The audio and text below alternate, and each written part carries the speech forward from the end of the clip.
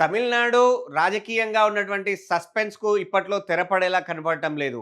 ఇప్పటికే 2 సార్లు గవర్నర్‌ని కలిసి నాకు సీఎంగా అవకాశం ఇవ్వండి అని చెప్పి విజయ్ కలిసినప్పటికి కూడా 118 మంది ఎమ్మెల్యేల లిస్ట్‌తో నా దగ్గరికొస్తేనే అనుమతిస్తాను అని గవర్నర్ తెగేసి చెప్పారు. సో, ఇప్పుడు చిన్న చితక పార్టీలన్నీ కూడా టీవీకేకి మద్దతు ఇవ్వాలా? వద్దా? అని ఆలోచిస్తున్న తరుణంలో డీఎంకే, అన్నా డీఎంకే కీలకమైనటువంటి అడుగులు వేస్తా ఉన్నాయి. ఈ అన్నా డీఎంకేను ముందు పెట్టి డీఎంకే రాజకీయం చేసేలాగా చాలా స్పష్టంగా కనపడతా ఉంది. ముఖ్యంగా పళనిస్వామిని సీఎంగా చేస్తూ డీఎంకే బయట నుంచి మద్దతు ఇచ్చేలా ఒక నిర్ణయాలు జరిగే అవకాశం ఉంది అని చెప్పి స్టాలిన్ తాజా వ్యాఖ్యల వల్ల కొద్దో గొప్పో అర్థమవుతా ఉంది. ఎందుకు అనంటే పార్టీ ఎలాంటి నిర్ణయం తీసుకున్నా కూడా మీరు సిద్ధంగా ఉండండి. దానికి అంగీకరించండి. ఈ నెల 10వ తారీఖు వరకు మీరు చెన్నై విడిచి వెళ్ళకూడదు అని చెప్పి స్టాలిన్ తన ఎమ్మెల్యేలకు సూటిగా చెప్పేశారు. సో, ఏదో జరగబోతుంది అనేది క్లారిటీ ఉంది. అలాగే అన్నా డీఎంకే ఎమ్మెల్యేలతో భేటీ అయినటువంటి పళనిస్వామి కూడా ఇదే మాట చెప్తూ వస్తున్న నేపథ్యంలో ఈ ఇద్దరు కలుస్తారా? ద్రవిడ పార్టీలు 2 కలిసి ముందుకు సాగనున్నాయా? అనేటువంటి చర్చ జరుగుతున్నటువంటి తరుణంలో టీవీకేలో కూడా ఒక రకమైనటువంటి అంతర్మదనం అయితే కొనసాగుతూ ఉంది. అనవసరంగా అంటే రిజల్ట్ డే తర్వాత మనం చేసినటువంటి చిన్న చిన్న తప్పులే ఇక్కడి వరకు తెచ్చాయా అనే కోణంలో టీవీకే పార్టీ సీనియర్లు కూడా కొంత అసంతృప్తి వ్యక్తం చేస్తున్నటువంటి పరిస్థితి. ముఖ్యంగా టీవీకేకి సంబంధించి విజయ్‌కి తెర వెనకాల అన్ని రకాలుగా అండాదండలున్నది. ఇద్దరు, ముగ్గురు లీడర్లు మాత్రమే. అందులో ఒకరు ముఖ్యమైన వాళ్ళు సెంగోట్టియన్ అయితే, ఆ తర్వాత ఆనంద్, ఆ తర్వాత నిర్మల్ కుమార్. సో, నిర్మల్ కుమార్ ప్రస్తుతం అంటే సిపిఐ, సిపిఎం, వీసీకే లాంటి పార్టీలతో చర్చలు జరపడంలో కీలకంగా ఉన్నారు. అయితే సెంగోట్టియన్ మాత్రం ఏదైతే 108 స్థానాలు గెలిచిన తర్వాత మనం సింగిల్ లార్జెస్ట్ పార్టీగా గవర్నర్ దగ్గరికి వెళ్దాము. అక్కడే మాకు అవకాశం ఇవ్వండి అని అడుగుదాము. ఇప్పుడే కాంగ్రెస్ పార్టీ మద్దతును ఓపెన్‌గా ప్రకటించకుండా చూసుకుందాము.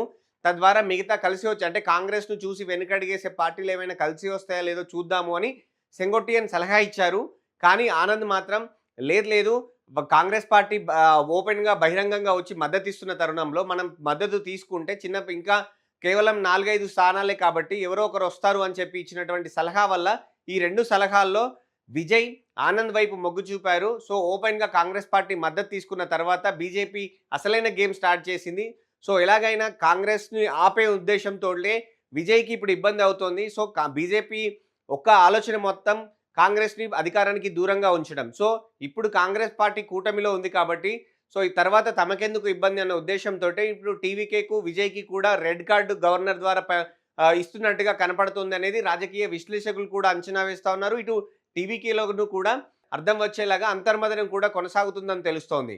సో, ఇప్పుడు విజయ్ ఏం చేస్తారు అనేది పక్కన పెడితే విజయ్ కూడా కొద్దో గొప్ప కొంచెం అంటే కాంగ్రెస్ పార్టీ మద్దతు తీసుకునే విషయంలో మిగతా పార్టీల మద్దతు వచ్చే వరకు ఆగాల్సింది కాంగ్రెస్ పార్టీనే ముందు పెట్టి అవసరమైతే వీసీకే అలాగే లెఫ్ట్ పార్టీల మద్దతు తీసుకొని మూకుమ్మడిగా ఈ Congress plus left plus VCK మద్దతు తీసుకోవాల్సి ఉండేది. తద్వారా అప్పటి వరకు పరిణామాలు ఎలా ఉంటాయో అంటే ఏఐడీఎంకే కూడా బయట నుంచి మద్దతు ఇచ్చే అవకాశం ఉండేనేమో. సో, అలా ఆలోచిస్తే బాగుండేదన్నటువంటి ఆలోచనలో ఉన్నట్టుగా తెలుస్తోంది. మొత్తంగా ఇప్పటి వరకు జరిగిన రాజకీయంలో ఆఫ్టర్ ఎలక్షన్స్ రిజల్ట్స్ మాత్రం విజయ్‌కు వేసినటువంటి కొన్ని తప్పటడుగులే ఇక్కడి వరకు దారితీశాయి అనేది టీవీకేలో ఒక వర్గం అయితే ఆలోచిస్తున్నటువంటి పరిస్థితి. సో, జరిగిందేదో జరిగిపోయింది. ఇప్పుడు వాట్ నెక్స్ట్ అనేది చూస్తే టీవీకేకి 108 స్థానాల బలం ఉంది. కాంగ్రెస్ పార్టీ వద్ద 5 ఉన్నాయి. సో, కావాల్సినవి ఇప్పుడు వీసీకే బలం కావాలి, లెఫ్ట్ పార్టీల బలం కావాలి. లెఫ్ట్ పార్టీలు వీసీకే బయట నుంచి మద్దతు ఇచ్చడానికి ఒప్పుకుంటాయా? లేదు అంటే స్టాలిన్, ఏఐడీఎంకే కలిసిపోతే మాత్రం వీసీకే కూడా బయటికి వచ్చి విజయ్‌కి మద్దతు ఇచ్చే అవకాశం లేదు. ఇటు లెఫ్ట్ పార్టీలకు కూడా దాదాపు అదే పరిస్థితి. కానీ విజయ్ వర్గం మాత్రం కాంగ్రెస్ ముఖ్యంగా ఏఐసీసీ లెవెల్‌లో లెఫ్ట్ పార్టీలను ఒప్పించే ప్రయత్నం చేస్తున్నట్టుగా తెలుస్తోంది. ఇప్పటికే కొన్ని లెఫ్ట్ పార్టీలకు సంబంధించినటువంటి జాతీయ నాయకత్వం కూడా రాష్ట్ర నాయకులతోటి మాట్లాడినట్టుగా తెలుస్తోంది. సో, ప్రస్తుతం లెఫ్ట్ పార్టీలకు సంబంధించి సిపిఐ, సిపిఎంకు వేర్వేరుగా తమ రాష్ట్ర కమిటీ భేటీ అయితే ఉంది. సో, అందులో ఇటు టీవీకేకి మద్దతు ఇయ్యాలా లేదా అనేది తెలియబోతోంది. అలాగే వీసీకే కూడా అదే భేటీ కలుస్తాం. సో, ఇప్పుడు జరగబోయేటువంటి ఈ నిర్ణయం చాలా కీలకంగా మారబోతా ఉంది. ఒకవేళ స్టాలిన్, పళనిస్వామి కలిసేటట్టయితే వీసీకే లెఫ్ట్ పార్టీలు కూడా టీవీకే వైపు వచ్చేలాగా లేవు అనేది చాలా స్పష్టంగా కనపడుతోంది. సో, లెఫ్ట్ పార్టీలు బయటకొచ్చి మేము మద్దతు ఇవ్వట్లేదు అంటే మాత్రం ఖచ్చితంగా దాని ఇండికేషన్ అయితే డీఎంకే, ఏఐడీఎంకే కలిసి వెళ్తున్నాయనేది.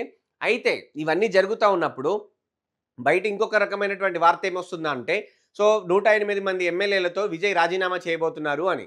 సో అలా చేసినా కూడా విజయ్ పార్టీకి నష్టమే తప్ప లాభం లేదనేది చాలా స్పష్టంగా కనబడుతోంది. ఎందుకు అనంటే 108 స్థానాల్లో రాజీనామా చేయాల్సి వస్తే అక్కడ ఉప ఎన్నికలే వస్తాయి. ఎందుకంటే ఎలాగో అన్నా డీఎంకే కలిసి ప్రభుత్వాన్ని ఏర్పాటు చేసిన తర్వాత అక్కడొచ్చేవి ఉప ఎన్నికలే. ఒక్క సీటు నష్టపోయినా కూడా విజయ్‌ది పాలపొంగు లాంటిది అనేది, విజయ్ గెలుపు పాలపొంగు లాంటిది ఆ పార్టీది అనేది చాలా స్పష్టంగా విమర్శించడానికి ఒక అవకాశం దొరుకుతది. సో 108 స్థానాల్లో ఉప ఎన్నికలు వచ్చినా, 108 స్థానాలు గెలిచినా కూడా విజయ్‌కి కొత్తగా వచ్చే ప్రయోజనం ఏమీ ఉండదు. జనాల్లో వచ్చే సింపతి తప్ప. కానీ ఆ సింపతి ఎంతకాలం కంటిన్యూ అవుతుంది అనేది కూడా కీలకంగా మారుతుంది. సో ఇప్పుడున్నటువంటి పరిస్థితుల్లో అపోజిషన్‌లో కూర్చోండి. అవసరమైతే డీఎంకే పొత్తుతో వెళ్తే వాళ్ళిద్దరు చేసినటువంటి గతంలో అవినీతి ఆరోపణలు ఒకరిపై ఒకరు ఎవరైతే చేశారో, ఆరోపణలు మీరు ప్రజల ముందుకు తీసుకురండి. సో 5 సంవత్సరాలు ఆ కూటమి ఉంటుందా లేదా అనేది అది గాల్లో కథగా మారుతోంది. సో అవసరమైతే ఆ కూటమి ఉన్నంత కాలం 5 సంవత్సరాలు కూడా ప్రతిపక్ష నేతగా ఉండేందుకు సిద్ధం కండి.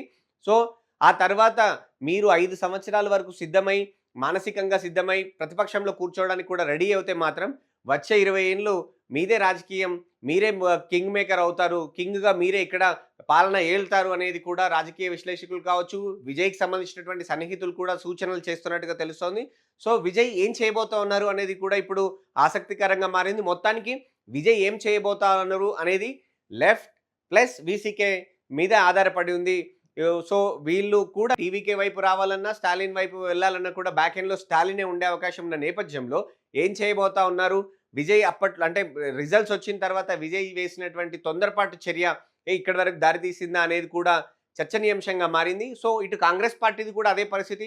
ఓపెన్‌గా ఒకసారి 5 స్థానాలే ఉన్నప్పటికిని కూడా మిగతా వాళ్ళు కలిసొస్తారా లేదా అని ఆలోచించకుండా బయటికొచ్చి ఆదరాబాదరగా మద్దతిచ్చడం ద్వారా బీజేపీ కావచ్చు, గవర్నర్ కావచ్చు అడ్డుకోవడానికి ఒక అవకాశం అయితే ఏర్పడింది. లేదు ఇలాగే వీసీకే పార్టీ లాగానో, లెఫ్ట్ పార్టీ లాగానో కాంగ్రెస్ కూడా కొంత స సస్పెన్స్ మెయింటైన్ చేస్తే పరిస్థితులు ఇంకోలాగా ఉండేదనేది కూడా అభిప్రాయం అయితే వ్యక్తమవుతోంది.